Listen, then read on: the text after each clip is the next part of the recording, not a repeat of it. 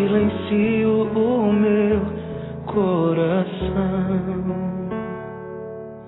e elevo ao céu meu pensar. Eu me prostro em adoração.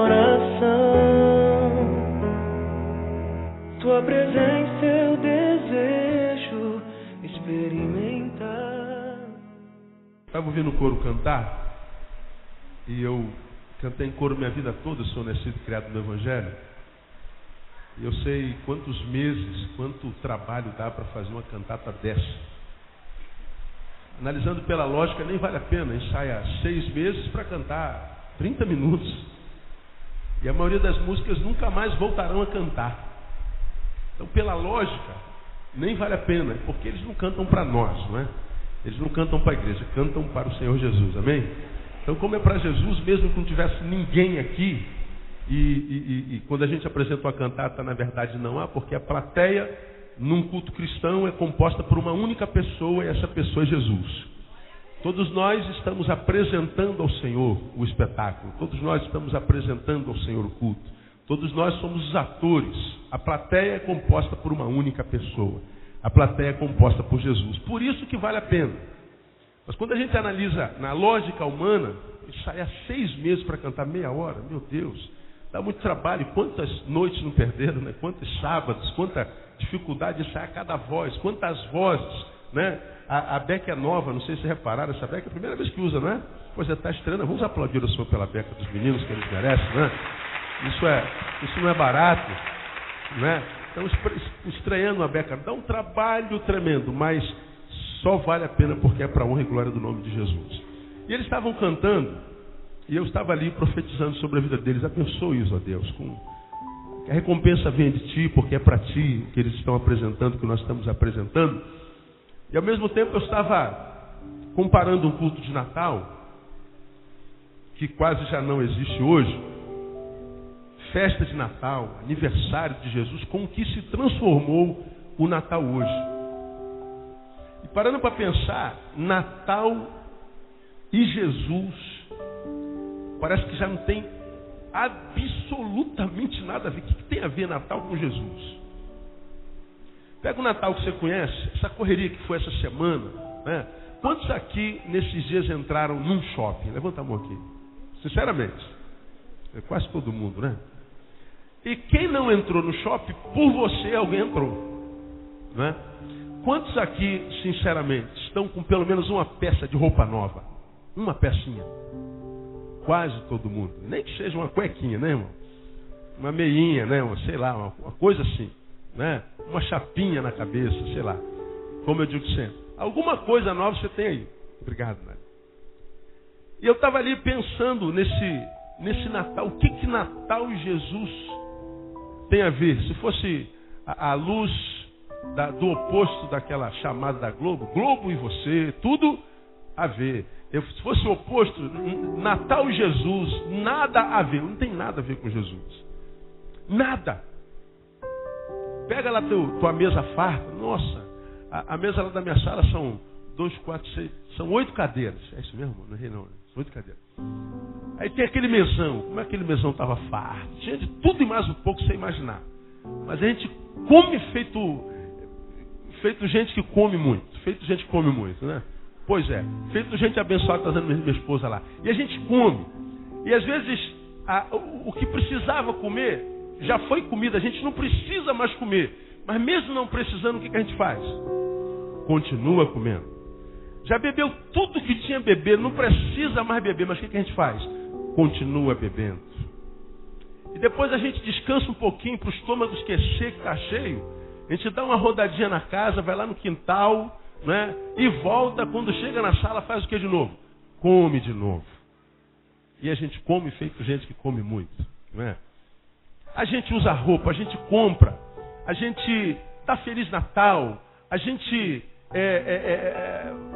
vê o jornal, vê motoboy que se transforma em Papai Noel, ele passa nas casas jogando presente. Eu achei tão bonito um Papai Noel. Papai Noel não, um motoboy, que ele junta dinheiro a vida inteira, o ano inteiro, aí ele pega a moto dele de madrugada e vai jogando nas casas pobres.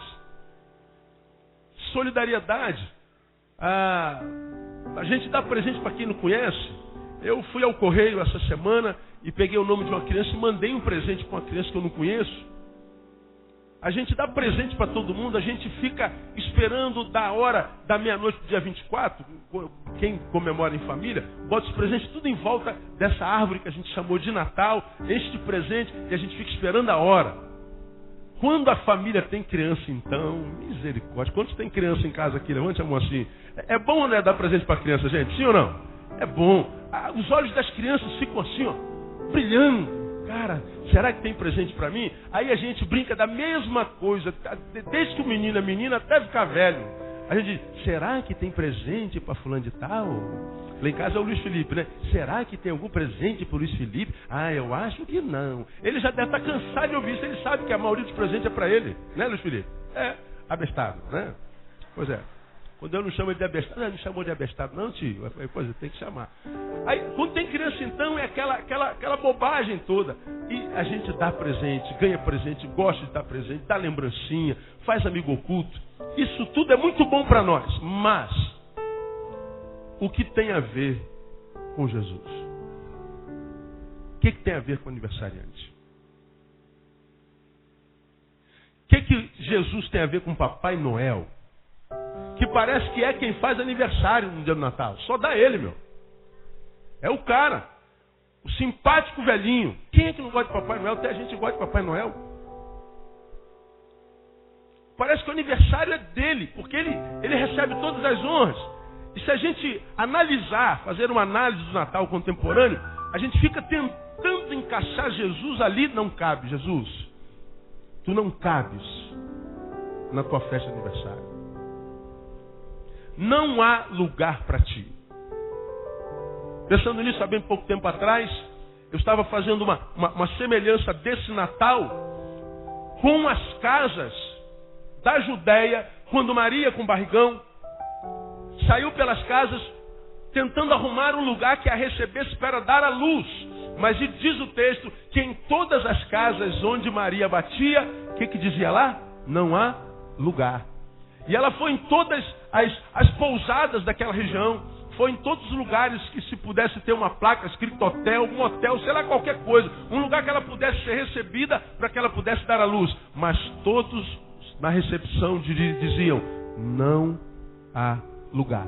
Por causa disso, ela foi ter o seu filho, o Messias, aonde mesmo, quem se lembra? Numa estrebaria, numa cocheira. E diz o texto que ela foi para uma cocheira, os bois a receberam, os animais a receberam, o boi emprestou o lugar onde ele comia para Jesus nascer.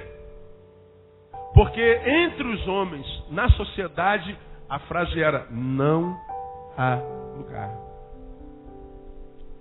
E eu acho que hoje acontece a mesma coisa. Faça uma análise. Aonde é que você encaixa Jesus no Natal? Não cabe. Não cabe. Não há espaço para ele. Jesus é só um detalhe. De vez em quando a gente lembra. Se a gente é cristão. Mas depende de que tipo de cristãos nós somos. Você que é membro dessa igreja, você conhece algum culto nessa igreja que é vazio? Tem alguma reunião nossa que não tem gente? Olha quantos lugares vazios hoje. Faltam uns 200 lugares para completar os 1.284 lugares que aqui tem. Você vem quarto, está cheio. Vem domingo de manhã, está cheio. Vem domingo à noite, está cheio. Todo culto está cheio. Mas no Natal, mas o que tem lá? Já não há mais espaço para ele. Já não há mais razão para ele. Jesus é um aniversariante que, na sua própria festa, ele é só um detalhe. Se ele não aparecer, se não citar o nome dele, não faz diferença alguma. Imagina se isso acontecesse contigo, no teu aniversário. Porque a maioria de nós, quando chega a data do nosso aniversário, a gente já acorda assim, quem será o primeiro que vai ligar para nós hoje? E a gente fica esperando que muitos liguem para nós. Quando alguns, que são os excelentes na nossa relação, não ligam, nós nos encontramos com ele no dia seguinte. Pô, fulano, chateado contigo, brother. O que houve, Neil? Pô, você esqueceu do meu aniversário ontem, cara? paz, pronto. Se o sujeito for pequeno, acaba a amizade. No nosso aniversário, a gente quer nem que seja um torpedozinho, 1,5. Quantos telefonemas, quanto mais melhor. Nós queremos ser lembrados, nós queremos ser a personagem principal. Nós queremos que alguém apareça e diga assim, hoje o almoço está por minha conta. Mas hoje, infelizmente, é o contrário. Olha o aniversário dele hoje ele que está pagando para todo mundo. É o que acontece. Antigamente não era assim. Antigamente nós éramos aniversariantes, nós ganhávamos. Agora não, vai lá para o teu escritório, você que trabalha, sabe como é que é. Hoje o aniversário dele é rodado, é tudo por conta dele. Que isso, cara? Está tudo mudando. Jesus é só um detalhe. Então, essa data, 25 de dezembro, que deveria ser uma festa espiritual, e mais, o celebrar da razão de ser do cristianismo. Uma das maiores religiões do planeta. Essa data era para ser o marco histórico da razão de ser do cristianismo, porque nele nasceu o fundador dessa tal religião. Sobre ele está fincada, firmada, edificada essa religião. Mas hoje o Natal se deformou, se transformou numa festa pagã e carnal. Pagã e carnal. E por que o Natal se transformou numa festa pagã e carnal? Porque a coisa principal deixou de ser a coisa principal. E você já aprendeu aqui comigo, queria que você repetisse comigo, que você já aprendeu aqui. A coisa principal é fazer da coisa principal a coisa principal. Vamos mais uma vez? A coisa principal é fazer da coisa principal a coisa principal. E o que aconteceu com o Natal? A coisa principal foi sacada do lugar da coisa principal, e você já aprendeu que quando a coisa principal sai do lugar da coisa principal, uma coisa secundária toma o seu lugar. E como diria Warren Wiersbe, escreveu A Crise de Integridade, ele diz que toda vez que algo falso tem êxito, é porque normalmente algo verdadeiro fracassou. Quando algo verdadeiro tem êxito, geralmente é porque algo verdadeiro fracassou. E o Natal, à luz da visão espiritual, é um fracasso, porque é uma festa pagã. É uma festa voltada para a carne. Jesus é um detalhe. A coisa principal saiu de lá. Então fiquei pedindo a Deus uma palavra para essa noite, porque pregar sobre Natal hoje é complicado, não é tão simples. Deus me leva a 1 João, queria que você abrisse a sua Bíblia aí em 1 João capítulo 2. Quero meditar com você bem rapidinho. Ainda tem o sepultar dos ossos depois do culto.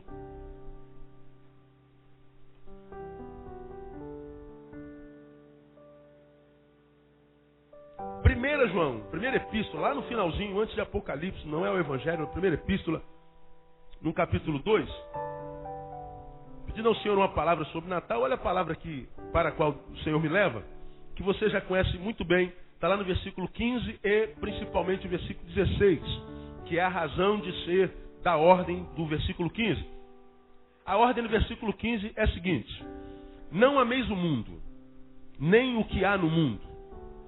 Se alguém ama o mundo, leia comigo, o amor do Pai não está nele. Então a ordem é o seguinte: não ameis o mundo. Já preguei sobre esse texto explicando o que é o mundo. Não é geralmente o que os crentes dizem que é, né? O mundo não é uma geografia.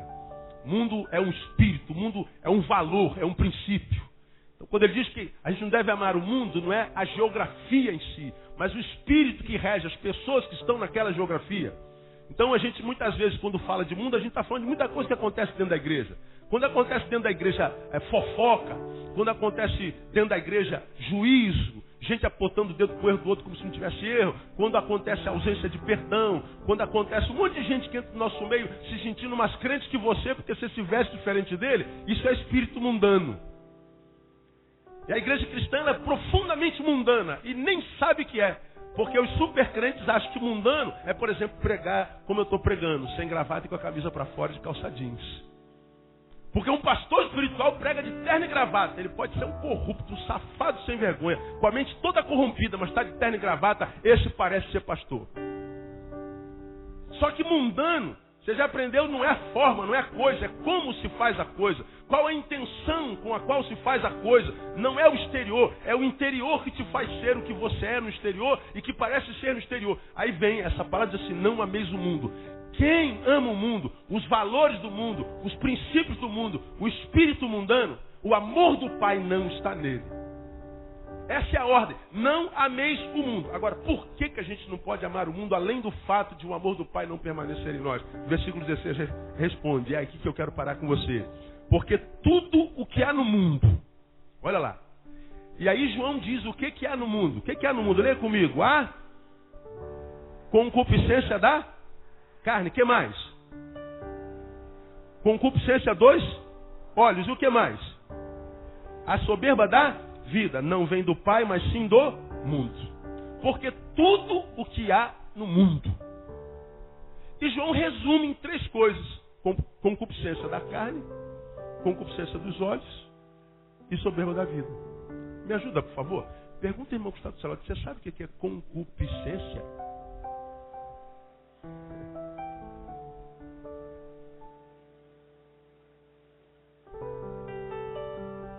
Não tenho a menor nóia em dizer que 99% de vocês não sabem o que é concupiscência da carne, concupiscência dos olhos e soberbo da vida.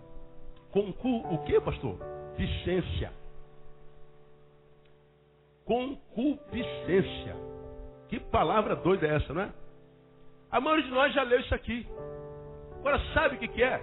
É nisso que, à luz de João, o mundo se resume. Por isso ele diz, por causa da concupiscência dos olhos, da carne e a soberba da vida, é que a gente não deve amar o mundo. Na minha concepção, o texto traduz o que é o Natal hoje.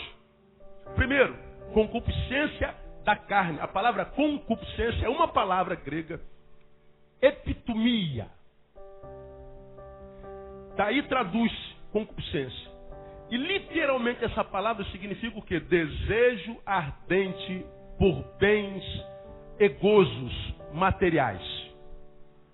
Desejo ardente, quase viciante, por bens e gozos materiais. Quando a palavra concupiscência é usada em termos eróticos, carnais, ela pode ser quase que similar a lascívia, luxúria e apetite sexual desenfreado. Concupiscência da carne, lascívia da carne, desejo ardente pelas coisas que geram prazer na carne. Esse texto está dizendo que o mundo tem o seu prazer, a sua razão de vida, tem a sua fonte de alegria na carne. Nisso aqui que a gente vê. Concupiscência, portanto, é a exclusão total do essencial. Por que é exclusão do essencial? Porque carne não é o que nós somos. Carne é o que nós possuímos. Carne está para o que nós somos, como essa roupa que eu estou aqui está para o meu corpo. O que essa roupa é para o meu corpo? Vestimenta. O que o meu corpo é para o que eu sou, para o meu ser? Vestimenta. Então o corpo não é, como eu já preguei aqui, o que a gente é o que a gente possui. Quando nós falamos de carne, nós estamos falando da parte finita do que nós somos. E a Bíblia diz, nesse texto aqui, que o mundo ele é concupiscente na carne. O mundo só investe na carne. O mundo perdeu a concepção do que é essencial, do que é do interior, dos valores que o dinheiro não compra, mas que também o ladrão não rouba. Daquilo que permanece em nós e faz a vida valer a pena. Portanto, o mundo perdeu o essencial. E aquele que perde o essencial, na verdade,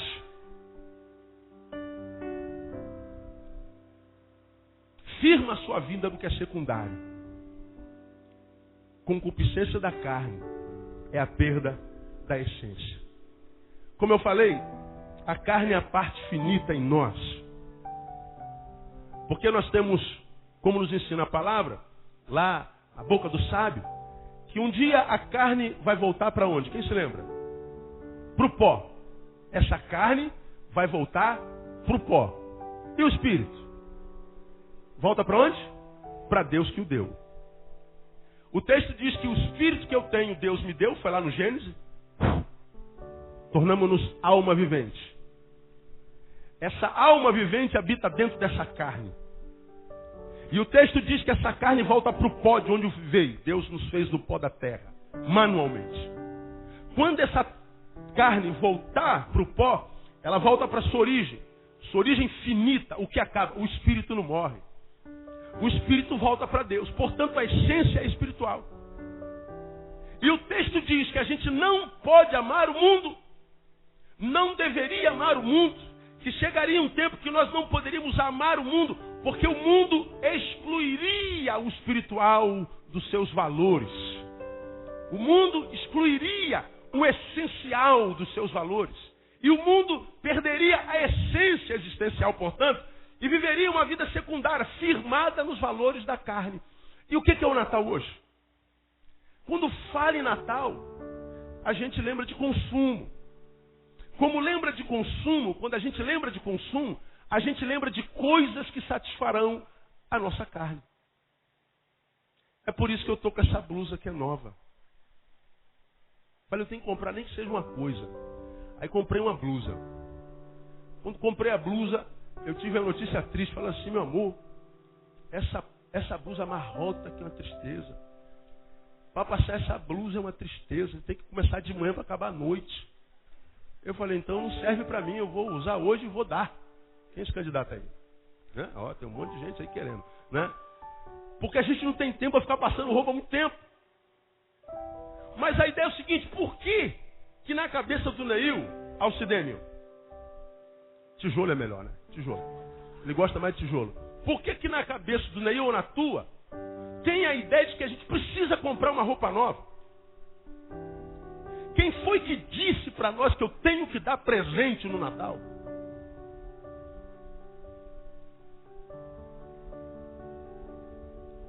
De onde saiu a ideia que eu preciso presentear? E mais, de que eu tenho que ganhar presente? Quando é que nasceu isso? Quando é que disseram que no Natal tem que ter peru sobre a mesa? Por que no Natal nós temos que comer bacalhau?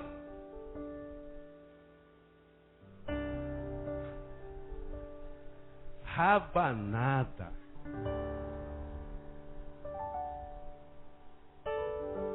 Existe Natal sem rabanada, gente? De jeito nenhum. E geralmente, não sei se acontece com vocês, o pessoal gosta dela geladinha. É isso mesmo? É senso comum? Quase todo mundo, né? Aí nós criamos uma cultura consumista no Natal. E então, estamos nos shoppings, nas madureiras da vida. Nós estamos nos camelôs da vida, desesperados para comprar alguma coisa. E por causa dessa muita coisa que a gente compra, a gente entra no ano seguinte endividado. Porque virou uma verdade mundial que Natal é época de consumo, é época de alimentar a carne. Natal virou uma época de consumismo. Portanto, se o Natal, na verdade, é uma época de consumismo, concupiscência da carne, o alimento da carne, comer, comer, comer. Hoje nós acordamos por volta das 10 horas. E a gente tomou café por volta disso, a gente ficou na mesa até meio-dia, e a gente ligou, estava dando o RJTV. E um jornalista estava dentro de uma padaria, vendo o pessoal que foi tomar café na rua. Isso já era meio-dia. A um dos que estavam tomando café, o jornalista perguntou, e aí, por que você está tomando café aqui? Agora, quase meio-dia. Ele falou, pô, enchi a cara, meu irmão. Natal é época de encher a cara. Mas tu bebeu muito, mas bebi muito, você não tem noção. E agora eu estou tomando um cafezinho, porque logo mais eu vou encher a cara de novo. Natal é época de encher a cara. Natal é época de alimentar a carne. Natal é época de comer, de beber. Não existe regime no Natal. O regime entra em férias.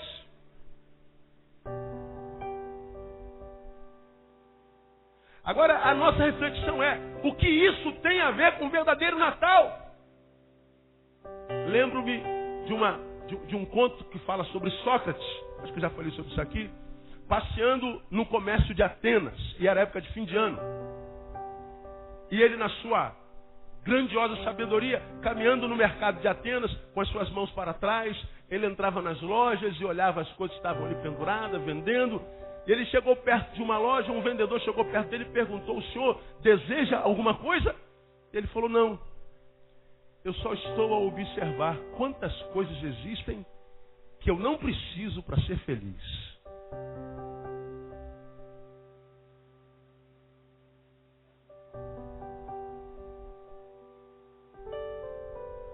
O que faz a nossa felicidade do Natal?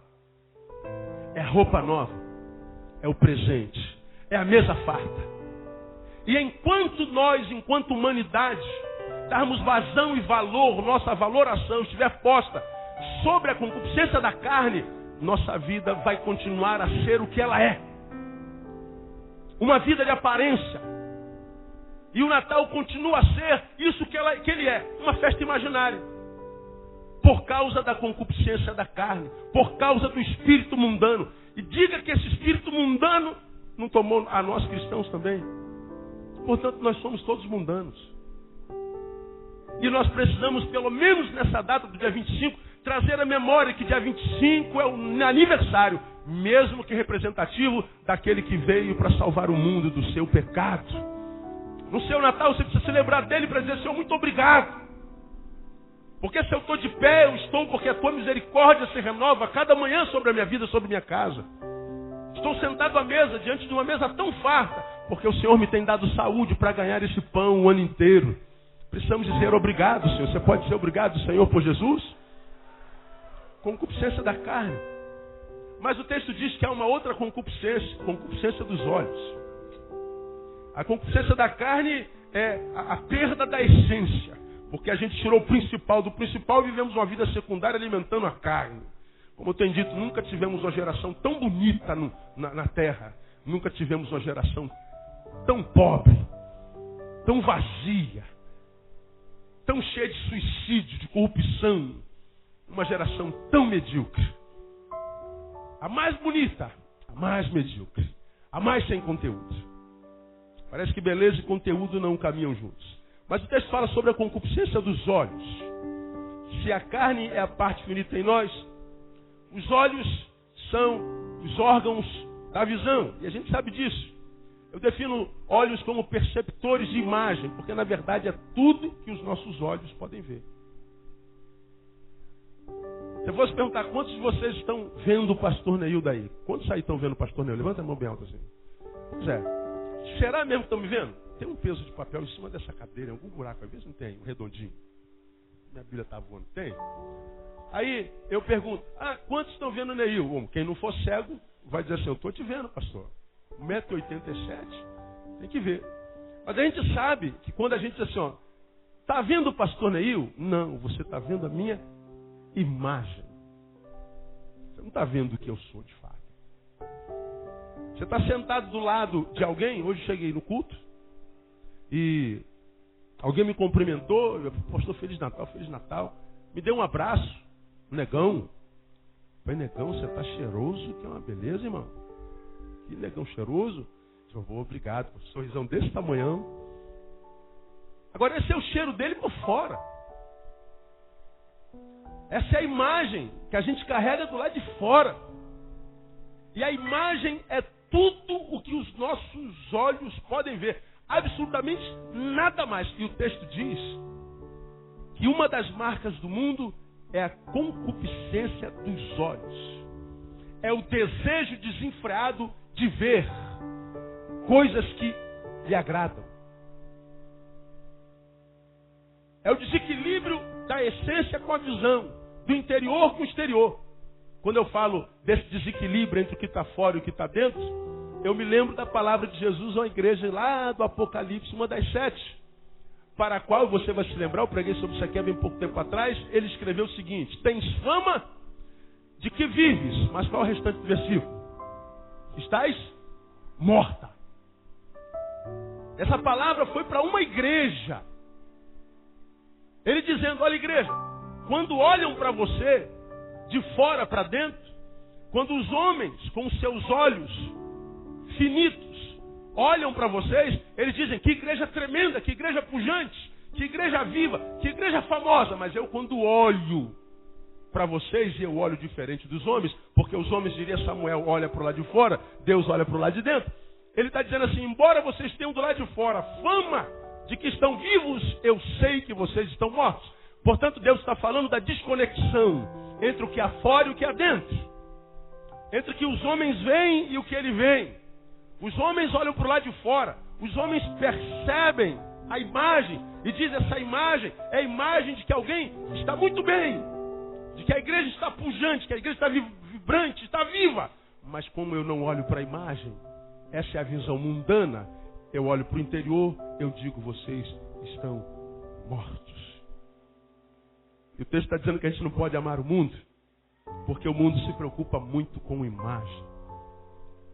O mundo acredita muito no que os seus olhos veem. Essa marca do mundo, diz o texto, não deve ser amada por nós. Nós não podemos confiar nos nossos olhos. Uma prova disso nós tivemos ontem lá no centro da cidade. Uma das pessoas com as quais eu sentei na mesa, mendigos. Fizemos um Natal de centenas de mendigos lá. Não fomos levar uma quentinha e fomos embora, não. Como falei no início do culto, foi um ônibus e 4 vans, além da Kombi. Fora carros e motos.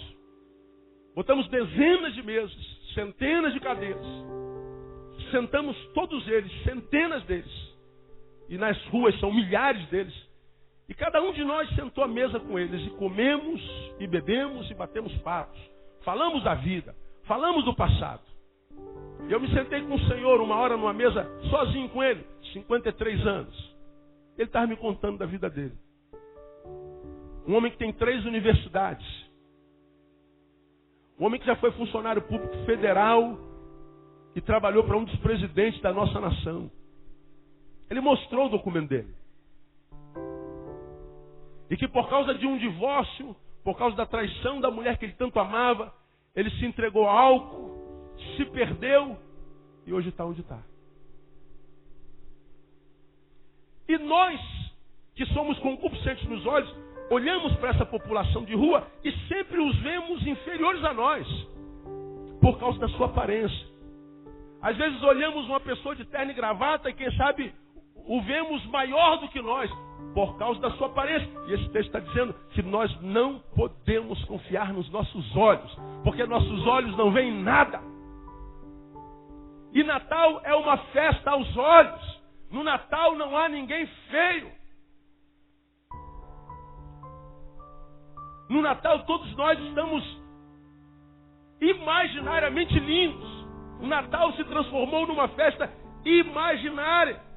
Uma festa de impressionismo visual. Uma festa para nós mostrarmos nossa roupa, nosso cabelo, nossa joia. Para mostrarmos o nosso carro novo, compramos com o nosso 13º. É uma festa de impressão. E o que Jesus tem a ver com isso? Nada. Mas o texto diz que não é só a concupiscência da carne, nem só a concupiscência dos olhos, mas fala sobre a soberba da vida. A palavra soberba, nesse texto, em alguns outros textos ela vem de supérbia, nesse texto ela vem de alazoneia. Alazoneia é conversa fiada. Soberba da vida. Bom, a primeira concupiscência é de quê? Lembrem para mim. Da carne. E a segunda? Dos olhos. A terceira fala de soberba da vida. A soberba da vida tem a ver com conversa fiada. Olha que coisa estranha. Soberba da vida é a conversa que não tem a ver com o que se é. Tem a ver com mentira. Tem a ver com hipocrisia. Tem a ver com demonstrar um produto que na verdade não é. E esse terceiro, a soberba da vida, é o resultado da concupiscência da carne, que é a perda da essência, a exclusão do essencial, e com o resultado da soberba dos olhos, que nada mais são do que perceptores de imagem. Portanto, soberba da carne, soberba da vida, é alguém que perdeu a essência, que porque perdeu a essência, investe na aparência, mas só que esse cuja aparência aos nossos olhos é linda e perfeita, nada mais é do que alguém que quando fala, portanto, de uma coisa que não é. Ele é o soberbo. Ele é um holograma. Prego sobre isso o tempo inteiro. E Natal, e o tempo que a gente vive, eu acho que é exatamente isso aqui. Gente que vende imagem. Isso eu vejo muito dentro da igreja também. Quantos crentes, irmãos, a gente encontra no caminho tão cheio de si, tão mais crentes do que você, tão cheio de juízo, tão intrometido na vida dos outros. Aqueles crentes que eu falo que são crentes que são indignados com o pecado, mas com o pecado dos outros, não com o seu. Pessoas que no discurso é uma coisa maravilhosa, mas nos seus negócios, ele é o pior canalha que um canalha pode ser. Quando lida com a sua sexualidade, ele é o mais promíscuo. Quando ele lida com a misericórdia, ele lida com aquilo que ele nem sabe o que é. Eu entrei aqui hoje, o Senhor me colocou os olhos numa pessoa que está aqui sentada.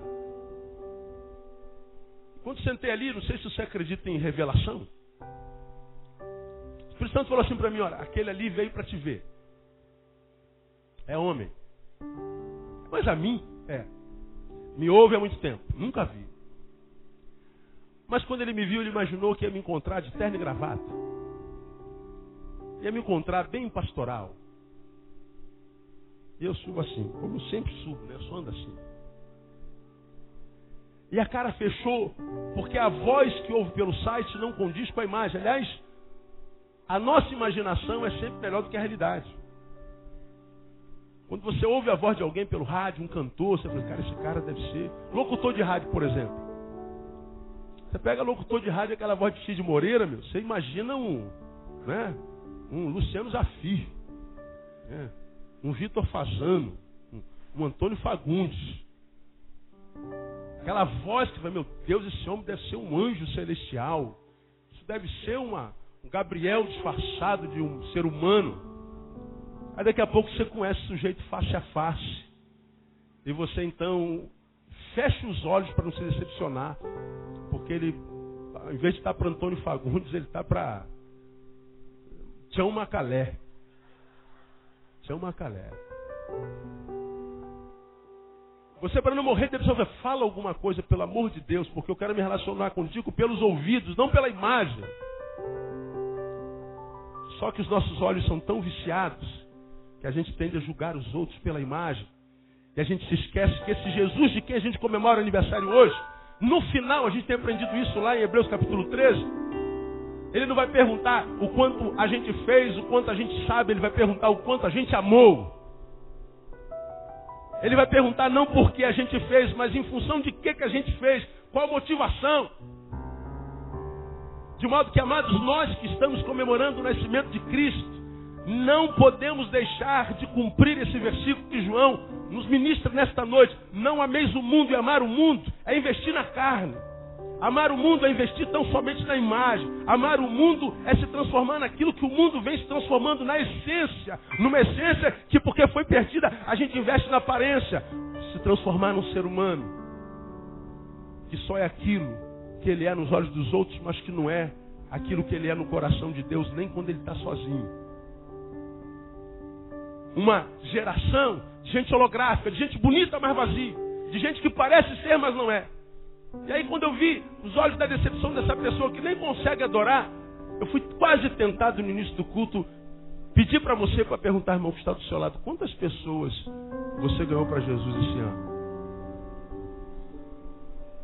Mas eu não cedi a tentação e não pedi para você perguntar para essa pessoa que está do teu lado, quantas pessoas você ganhou para Jesus esse ano? Porque a maioria de nós não ganhou ninguém. De modo que nós, muitas vezes, nos achamos muito crente, muito cristão, por causa da nossa aparência, por causa da nossa religião, da nossa denominação. Nós nos achamos muito crentes por causa da nossa roupa, por causa da nossa linguagem. Ah, aquele irmão diz bom dia, Leléia. E a gente tem que dizer a paz do Senhor. Ah, aquele irmão diz boa noite. A gente tem que dizer no mínimo graça e paz. Roupa de crente é terno e gravata. A nossa aparência tem que ser assim. Nós vendemos uma imagem, abraçamos uma imagem e achamos que o aniversariante quer de nós isso mesmo. A gente acha que o que Jesus quer de nós é essa imagem mundana que muitos de nós cristãos achamos que temos, que porque temos somos mais cristãos do que aqueles que não têm. E não sabem que muitas vezes esse investimento que é só imagem, aparência, que só se manifesta no culto, no ajuntamento, nada mais é do que o maior espírito mundano que o espírito mundano pode gerar no ser humano. Porque o Cristo que eu tenho encontrado no Evangelho é aquele Cristo que sentou à mesa conosco ontem. Aquele Cristo que faz de nós iguais. Que faz de nós seres que, quem sabe, teve uma oportunidade maior do que o outro. De modo que o Zé conseguiu se tornar um general. Mas o Mauro se aposentou como soldado. Mas que o soldado e o general sentam na mesma mesa e dizem assim: nós somos iguais. Porque nós somos valorizados por Deus, não aquilo sobre que nós estamos firmados enquanto profissão, sobre o que fazemos, mas sobre o que somos. No sangue de cada um de nós corre uma veia, e dentro dessa veia tem sangue vermelho. Todos nós, independente do que fazemos, quando morrermos, vamos para o pó. Todos nós vamos comparecer diante de Deus, então diante de Deus nós somos todos iguais. Investir em aparência, parecer ser o que se não é estar tomado por um espírito mundano. Julgar os outros por aquilo que os nossos olhos veem é mundano.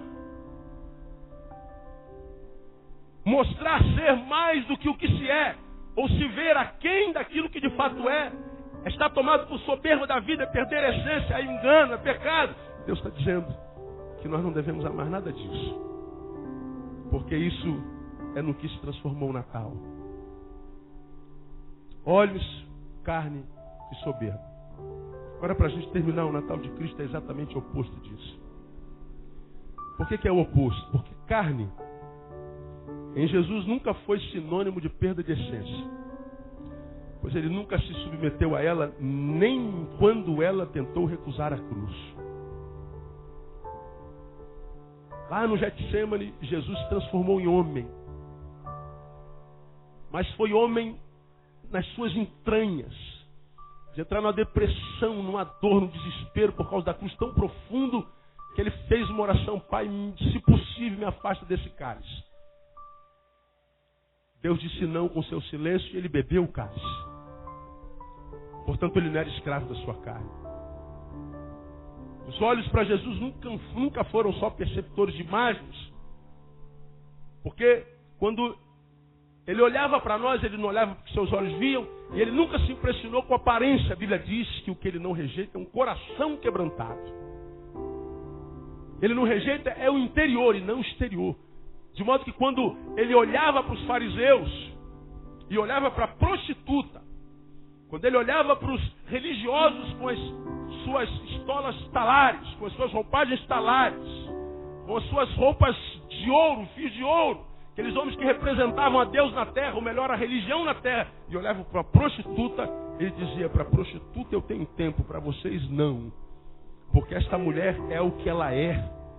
E quem olha para esta mulher prostituta na esquina, está vendo exatamente como ela está, o que ela faz. De uma prostituta só se espera uma coisa, e ela dá o que vocês esperam. Agora, quando a gente olha para alguém que diz que é representante de Deus na terra, muitas vezes vamos a eles e não temos, e nem vemos, nem achamos o que devemos achar. Jesus rejeita os religiosos e diz para a prostituta: vai, só te dou um conselho, não peque mais. Jesus nunca se impressionou com os olhos. Soberba da vida em Jesus nunca encontrou espaço. Mas ele não vivia para impressionar a homens, ele vivia só para impressionar a Deus. A minha comida e a minha bebida é fazer a vontade daquele que me enviou.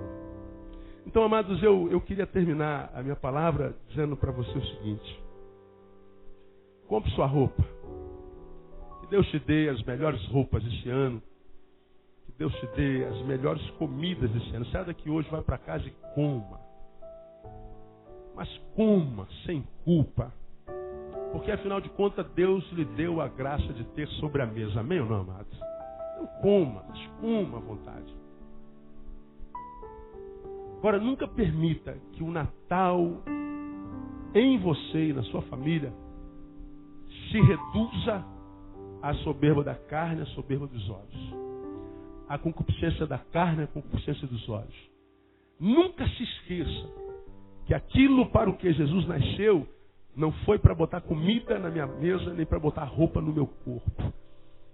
Ele nasceu para que a nossa comunhão com Deus fosse refeita pelo sangue derramado na cruz do Calvário. Ele veio para que essa vida de aparência, essa vida sem essência, essa vida da qual o principal foi tirado, essa vida que é vida só aos olhos dos outros, pudesse se transformar numa vida de verdade, numa vida que valesse a pena ser vivida, uma vida que fosse além da aparência, uma vida que, quem sabe, não fosse nem admirada para quem está do lado de fora do portão, mas uma vida que fosse vivida por ti e que te fizesse, ao chegar diante do espelho, você olhasse para aquela imagem e dissesse assim: a tua vida vale a pena ser vivida. Uma vida que é alegria para ti e não para os outros. Uma vida que vive não para impressionar com aparência, mas uma vida que vive o essencial. Porque foi para isso que Jesus veio. Ele nasceu lá em Belém, para que ele pudesse, quem sabe, nascer na tua vida também. Para que você não pudesse ser só uma imagem, um holograma. Para que você não fosse só um bonequinho que parece ser não sendo, mas que você fosse alguém que vivesse e agradecesse a Deus toda manhã, porque acordou mais uma vez para a vida e a vida sorriu para você. Uma vida, que vale a pena ser vivida. Isso é o Natal de Jesus. E é esse Natal que eu desejo para você. Um Natal cheio de vida, para que você rompa 2009 e diga assim: que venha 2009, porque Jesus de Nazaré é comigo. Ele está comigo todos os dias, até o final de 2009, até a consumação dos séculos. A Ele a honra, a glória e o louvor pelos séculos dos séculos. Aplauda Ele bem forte. Aleluia. Abro ouvidos atentos e uma alma sedenta por ti. Sou um filho tão frágil e pequeno, mas tua graça me faz prosseguir. Fala, Senhor, fala comigo. Quero ter comunhão com o meu melhor amigo. Fala, Senhor, com tua voz tranquila, abra o meu coração.